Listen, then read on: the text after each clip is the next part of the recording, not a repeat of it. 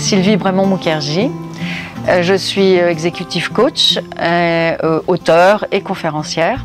Et aujourd'hui, je suis ravie de vous présenter mon ouvrage qui est consacré au savoir innover. Alors, les motivations pour écrire ce livre, c'était de faire un pont entre deux domaines pour lesquels j'ai une expertise. Le premier pont, c'est celui sur l'innovation, puisque j'ai quelques dizaines d'années de fonctions chez Orange et chez L'Oréal à la recherche et innovation. Et puis le pont, c'est avec l'autre rive, qui est le coaching, auquel je consacre, j'ai consacré ces 10 dernières années avec plus de 1000 heures de coaching. Et j'ai toujours été étonnée de voir à quel point ces deux mondes finalement s'ignoraient, alors qu'en fait ils ont énormément de similitudes. C'est-à-dire que l'innovation éprouve les émotions, éprouve tout ce qui touche à l'intelligence émotionnelle et collective, dont on a besoin évidemment en développement personnel. Et en développement personnel, il s'agit de trouver des solutions pour sa transformation, sa propre transformation. Donc j'ai mixé ces deux univers au travers d'une méthode que j'ai appelée le savoir innover, qui s'inspire des meilleures pratiques d'innovation avec les meilleurs outils et meilleures pratiques de coaching.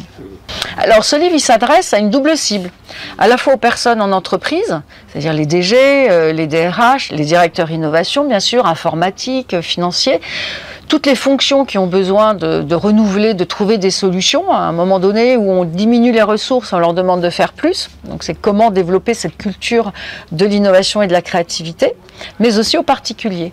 Puisqu'en fait, en termes de développement personnel, tout le monde, dans sa vie de tous les jours, a besoin aujourd'hui de faire face au digital, à tout ce qui touche à la plateformisation, a besoin de développer son intelligence propre et son développement personnel. Et la crise du Covid a renforcé ce besoin avec un sentiment d'incertitude, de vulnérabilité aussi. Donc je reçois beaucoup en coaching de gens qui sont en recherche de sens, comme on le fait en innovation. Et donc je les accompagne sur cette voie. Alors les grandes lignes de l'ouvrage correspondent en fait aux 4 challenges auxquels nous sommes confrontés, entreprises ou particuliers. Le premier challenge, c'est celui de la connaissance. Et quand on parle de connaissance, il y a les data et toutes les plateformes digitales, mais il y a la connaissance de soi. Et ça, c'est un nouveau type de connaissance qui est absolument indispensable pour pouvoir trouver du sens, pour pouvoir se développer. L'intelligence collective, l'intelligence émotionnelle deviennent absolument indispensables et c'est ce qu'on pratique en innovation et donc en coaching. Le deuxième challenge, c'est celui de la créativité. Aujourd'hui, on vit l'innovation de manière disruptive, c'est-à-dire qu'on ne revient pas en arrière. L'innovation digitale nous a amené à des usages nouveaux. Aujourd'hui, son portable, si on l'oublie chez soi, on retourne chez soi pour le chercher. Ça n'est plus comme avant.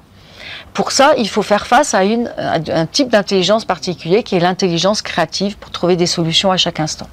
Le troisième challenge, c'est celui du monde VUCA. Alors, je ne sais pas si vous avez déjà entendu parler du monde VUCA, mais qui est volatile, incertain, complexe et ambigu.